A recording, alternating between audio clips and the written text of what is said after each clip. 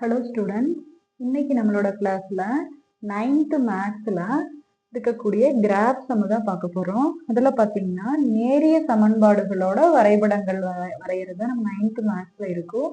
அதாவது நேர்கோடுகளின் வரைபடங்கள் வரைவோம். நேரிய சமன்பாடுகளுக்கு வரைபடம் வரைஞ்சோம்னா அது ஒரு நேர்கோடா தான் இருக்கும். சரியா? அதுக்கு நம்மளுக்கு ஈக்குவேஷன் கொடுத்துருப்பாங்க. அதுக்கு நம்ம டேபுலர் காலம் போட்டு அதுக்கு புள்ளிகள் கண்டுபிடிச்சு, அதாவது பாயிண்ட்ஸ் கண்டுபிடிச்சு அதையே கிராஃப்ல குறிச்சு நம்ம வரைபடம் வரைவோம். அதை எப்படி ஈஸியான மெத்தட்ல போடலாம் அப்படிங்கிறத நான் இன்னைக்கு நம்ம கிளாஸ்ல சொல்ல போறேன். கவனிங்க. அதுல ஃபர்ஸ்ட் சம் பாருங்க. Draw the graph of y equal to 4x minus 1. அதாவது y equal to 4x minus 1 வரைபடம் வரைக அப்படிங்கிற ஒரு சம் இருக்கும். இதே மாடல 2-3 சம் எல்லாம் இருக்கும். y equal to 3x minus 1 கூட ஒரு சம் இருக்கும். ஒரு சம் சொன்னா அதே மெத்தட்ல நீங்க அந்த சம்மையும் நீங்க ட்ரை பண்ணி பார்க்கலாம். இப்போ பாருங்க, y equal to 4x minus 1ங்கிற ஈக்குவேஷனை எடுத்து ஃபர்ஸ்ட் எழுதிக்கிட்டு இதுக்கு நம்ம ஒரு டேபுலர் காலம் போடலாம். டேபுலர் காலம்ல நீங்க என்னவெல்லாம் எடுக்கணும் அப்படின்னா, ஃபர்ஸ்ட் நீங்க எப்பவுமே எக்ஸ் தான் நம்மளா எடுத்துக்கக்கூடிய நம்பர். ஒரு எக்ஸ் வேல்யூம் ஒரு ஒய் வேல்யூம் சேர்ந்தது தான் ஒரு பாயிண்ட் கிராஃபை பொறுத்தவரையிலும். ஸோ எக்ஸை நம்மளா எடுத்துக்கலாம். ஏதாவது ஒரு 2-3 நம்பர் நம்மளா எடுத்துக்கிட்டு அதுக்குரிய ஒய் வேல்யூ, நம்ம என்ன எக்ஸ் வேல்யூ எடுத்துக்கிறோமோ அதுக்கு கரஸ்பாண்டிங் ஒய் வேல்யூ என்ன அப்படிங்கிறத நம்ம இந்த டேபுலர் காலம்ல ஃபைண்ட் பண்ண போறோம். ஸோ ஃபர்ஸ்ட் எக்ஸ், அடுத்தது என்ன எடுக்கணும் அப்படின்னா, எக்ஸுங்கிறது நம்ம ஜென்ரலா எடுத்துக்கக்கூடியது. அதுக்கப்புறம் இந்த ஈக்குவேஷனுக்கு தகுந்த மாதிரி தான் நம்ம அட்டவணையில் இருக்கக்கூடிய ரோஸ் போட போறோம். என்ன அப்படின்னா, ஃபர்ஸ்ட் எக்ஸ், அதுக்கப்புறம் இங்க என்ன ஃபர்ஸ்ட் டேர்ம் இருக்குன்னு பாருங்க. ஈக்குவேஷனுக்கு ரைட் சைட்ல ஃபர்ஸ்ட் என்ன டேர்ம் இருக்கு? 4x இருக்கு. ஸோ செகண்ட் ரோல நீங்க என்ன பண்ணிக்கீங்க அப்படின்னா 4x போட்டுக்கங்க. அடுத்த ரோல என்ன போட்டுக்கணும்னா, என்ன கான்ஸ்டன்ட் இருக்குதோ அந்த கான்ஸ்டன்ட், அதாவது -1ங்கிறத போட்டுக்கங்க.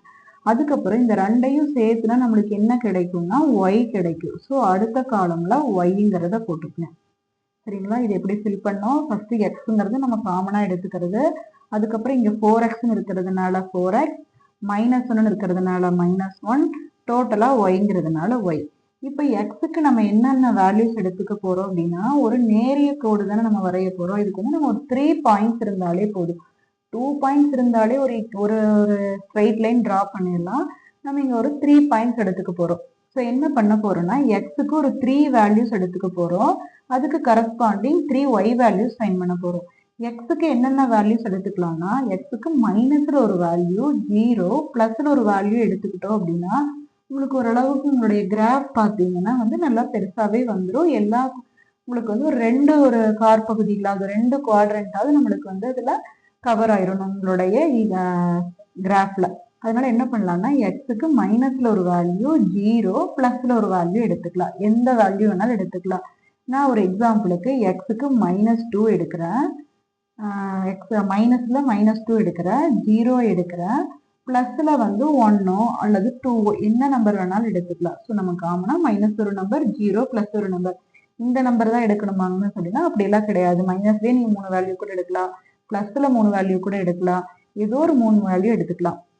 இப்போ என்ன பண்ணணும்னா 4xங்கிற இந்த லைனை ஃபில் பண்ண போறோம். எப்படி ஃபில் பண்ணணும்னா, 4 இன்டூ எக்ஸ் தான் 4x. ஸோ 4ஆல எக்ஸை மல்டிப்ளை பண்ணோம்னா 4x கிடைச்சிடும். ஸோ 4ஆல இதை மல்டிப்ளை பண்ணி இங்க எழுதுங்க. So 4 into 4 2s are 8. இங்க மைனஸ் இருக்கிறதுனால -8. எப்பவுமே ஒரு பிளஸ் இன்டூ மைனஸ்னா மைனஸ், அதனால மைனஸ் போட்டுட்டு 4 2s are 8. சரிங்களா? இல்லை மைனஸ் இருக்கிறதுனால மைனஸ் போட்டுருங்க. அப்புறம் நம்பர் 2ஐயும் மல்டிப்ளை பண்ணி 4 2s are 8ன்னு போட்டுக்குங்க. அடுத்தது 4 இன்டூ 0, 4 இன்டூ 0னா 0. அடுத்தது 4 2s are 8. ஸோ இந்த லைன் ஃபில் பண்ணியாச்சு. அடுத்தது கான்ஸ்டன்ட் -1னா எல்லா டேபிள்லையுமே நம்ம என்ன போட்டுடலாம் அப்படின்னா -1 போட்டலாம். ஏன்னா கான்ஸ்டன்ட், அதனால இதுவும் -1, இதுவும் -1, இதுவும் -1. இப்போ நம்மளுக்கு ஒய்ங்கிறது 4xையும் -1ஐயும் எடுத்துக்கிட்டோம். அதாவது இந்த 2 லைனையும் எடுத்தா தான் நம்மளுக்கு ஒய் கிடைக்கும். ஸோ இதை விட்டுருங்க. இந்த 2 நம்பரையும் மட்டும் சேர்த்துனீங்கன்னா என்ன ஆன்சர் வருதோ அதுதான் ஒய். ஸோ இந்த 2 நம்பரை எப்படி சேர்த்தணும்? இப்போ -8ஐயும் -1ஐயும் சேர்த்தணும். இதுக்கு ஆல்ரெடி நம்ம சேனல்ல முழுக்களின் கூட்டல் கழித்தலை ஈஸியா பண்றதுக்கு ஒரு விளையாட்டு முறையில ஈஸியா எப்படி கண்டுபிடிக்கலாங்கிறதுக்கான ஒரு வீடியோ போட்டிருக்கேன். அதை வேணா நீங்க ஒரு டைம் செக் பண்ணி பாருங்க. -8 -1ங்கிறத எப்படி நம்ம ஈஸியா நம்ம மிஸ்டேக் இல்லாம போடலாம்னா, மைனஸ்ல 8 பேர் ஒரு சைடு இருக்கிறதாவும், மைனஸ்ல ஒரே ஒருத்தர் இந்த சைடு இருக்கிறதாவும், அதாவது மைனஸ் சைனை வச்சுக்கிட்டு ஒரு சைடு 8 பேர் இருக்காங்க, அதே மைனஸ் சைனை வச்சுட்டு ஒரே ஒருத்தர் ரைட் சைடு இருக்கிறாங்கன்னு நீங்க கன்சிடர் பண்ணிக்கங்க. இந்த பக்கமும் மைனஸ் இந்த பக்கமும் மைனஸ் இருந்தா எல்லாத்தையும் ஒன்று சேர்த்திடணும். ஒன்று சேர்த்துனா டோட்டலா 9 பேர் இருப்பாங்க. அவங்க கிட்ட எல்லாத்துக்கிட்டையுமே என்ன சைன் இருக்கும்னா மைனஸ் சைன் இருக்கும். ஸோ இதோட ஆன்சர் -9. இந்த மெத்தடை ஃபாலோ பண்ணீங்கன்னா பிளஸ் மைனஸ்ல மிஸ்டேக்கே வராது. ஸோ உங்களுக்கு வந்து கிராஃபும் தப்பு இல்லாம கரெக்டா வந்துடும். சரிங்களா? மைனஸ் பிளஸ் ஈஸியா எனக்கு நல்லாவே தெரியும் மிஸ்னா அதெல்லாம் பிரச்சனை இல்லை. சிலருக்கு அதுல கன்ஃபியூஷன்ஸ் இருக்கும். அதுக்காகத்தான் நான் இந்த மெத்தடு சொல்றேன். -8 அப்படின்னா மைனஸ் சைனை வச்சுக்கிட்டு 8 ஸ்டூடெண்ட்ஸ் லெஃப்ட் சைடு நிக்கிறாங்க. -1னா மைனஸ் சைனை வச்சுக்கிட்டு ஒரே ஒரு ஸ்டூடெண்ட் ரைட் சைடு நிக்கிறாங்கன்னு கன்சிடர் பண்ணிட்டு இங்கேயும் மைனஸ் இருந்து இங்கேயும் மைனஸ் இருந்தா எல்லாத்தையும் ஒன்று சேர்த்திடணும். ஒன்று சேர்த்திட்டா இங்க 8 பேர் இங்க ஒருத்தர் டோட்டலா 9 பேர் இருப்பாங்க. அவங்க எல்லாத்துக்கிட்டையுமே மைனஸ் சைன் இருக்கும். ஸோ -9. சரிங்களா? ஸோ அடுத்தது பாருங்க 0 -1. 0 கூட எந்த நம்பரை சேர்த்தினாலும் அதே நம்பர் தான் ஆன்சர். ஸோ 0 கூட -1 சேர்த்துறதுனால ஆன்சர் என்ன? -1 தான். அடுத்தது 8 -1. 8 -1னா உங்களுக்கு 7ன்னு தெரியும். 8ல இருந்து 1 மைனஸ் பண்றோம். 8 - 1 7. இதுக்கும் நான் சொன்ன விளையாட்டை கூட நீங்க ஃபாலோ பண்ணலாம். பிளஸ்ல 8. அப்ப 8 பிளஸ் சைனை வச்சுக்கிட்டு 8 ஸ்டூடெண்ட்ஸ் வந்து லெஃப்ட் சைடு நிக்கிறாங்க. மைனஸ் சைனை வச்சுக்கிட்டு ஒரே ஒரு ஸ்டூடெண்ட் ரைட் சைடு நிக்கிறாங்கன்னு அர்த்தம். 8 பேர் இங்க ஒரே ஒருத்தர் இங்க. இவங்க கிட்ட எல்லாத்துட்டையும் பிளஸ் சைன் இருக்குது, இவங்க கிட்ட மைனஸ் சைன் இருக்குது. இப்ப இந்த மாதிரி இந்த பக்கம் பிளஸ் சைன் இந்த பக்கம் மைனஸ் சைன் இருந்தா என்ன விளையாட்டு அப்படின்னா ஒரு பிளஸுக்கு ஒரு மைனஸ் வந்து போயிடுவாங்கன்னு ஞாபகம் வச்சுக்கணும். ஸோ ஒரு பிளஸ் கார்டுக்கு ஒரு மைனஸ் கார்டு எடுத்துடணும். அல்லது ஒரு பிளஸ் வச்சிருக்கிற ஒரு ஸ்டூடெண்ட்டுக்கு ஒரு மைனஸ் வச்சிருக்கிற ஸ்டூடெண்ட்ஸை அனுப்பிச்சு விட்டுறணும். அப்ப இங்க யாருமே இருக்க மாட்டாங்க. இங்க எத்தனை பேர் இருக்காங்கன்னா 7.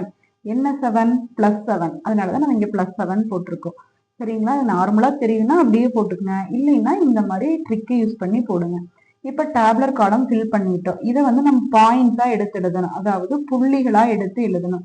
எக்ஸையும் ஒய்யையும் சேர்த்து எழுதினாதான் அதுக்கு பேரு பாயிண்ட். ஸோ இது ரெண்டையும் சேர்த்து எழுதுங்க. -2, -9 தான் ஃபர்ஸ்ட் பாயிண்ட். -2, -9. அடுத்த பாயிண்ட் என்ன? 0, -1.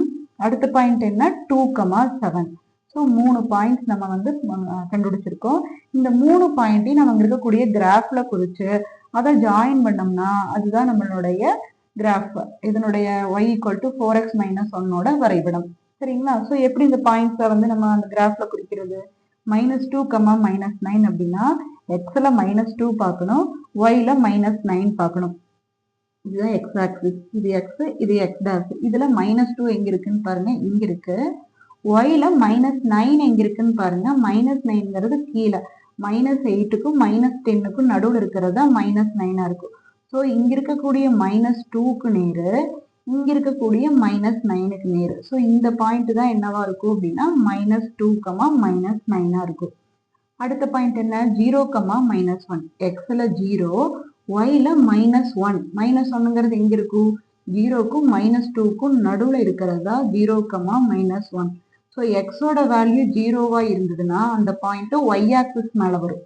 இதே ஒய்யோட வேல்யூ 0வா இருந்து எக்ஸுக்கு ஒரு நம்பர் இருந்ததுன்னா அந்த பாயிண்ட் வந்து எக்ஸ் ஆக்சிஸ் மேல வரும்.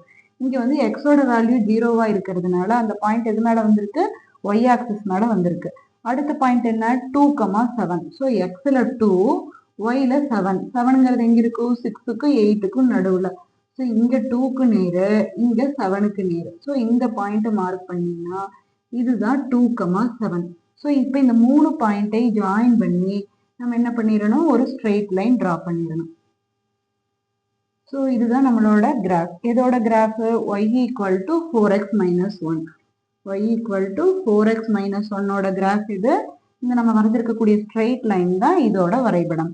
சரிங்களா? ஸோ இதுல வந்து நம்ம என்ன எழுதிடணும்? ஸ்கேல் எழுதிடணும். ஸ்கேல் என்ன? எக்ஸ் ஆக்சிஸ்ல 1 சென்டிமீட்டர் நம்ம எவ்வளவு யூனிட்டா எடுத்திருக்கிறோம்? 1 யூனிட்டா எடுத்திருக்கிறோம். So scale is X axis 1 centimetre = 1 unit. அதே ஒய் ஆக்சிஸ்ல பாருங்க 1 சென்டிமீட்டர் நம்ம 2 யூனிட்ஸ் தான் எடுத்திருக்கோம். நீங்க 1 எடுத்து கூட போடலாம். எப்படி உங்களுடைய கிராஃப் ஷீட்டோட சைஸை பொறுத்து. So Y axis 1 centimetre = 2 units. So scale எழுதிடணும். ஒரு கிராஃப் அப்படின்னா அதுல வந்து நம்மளுக்கு வந்து என்ன? ஆதிப்புள்ளி கண்டிப்பா குறிக்கணும், எக்ஸ் எக்ஸ் டேஷ் மார்க் பண்ணணும், ஒய் ஒய் டேஷ் மார்க் பண்ணணும், ஸ்கேல் கண்டிப்பா எழுதணும். சரிங்களா? இதே மாதிரி டேப்லர் காலம் போட்டு பாயிண்ட்ஸை குறிக்கணும். பாயிண்ட்ஸை மார்க் பண்ணி கிராஃப் வரைஞ்சிட்டு அந்த கிராஃப் மேல கண்டிப்பா என்ன எழுதணும்? அதனுடைய ஈக்குவேஷன் என்ன அப்படிங்கிறதையும் எழுதணும். Okay, students, thank you.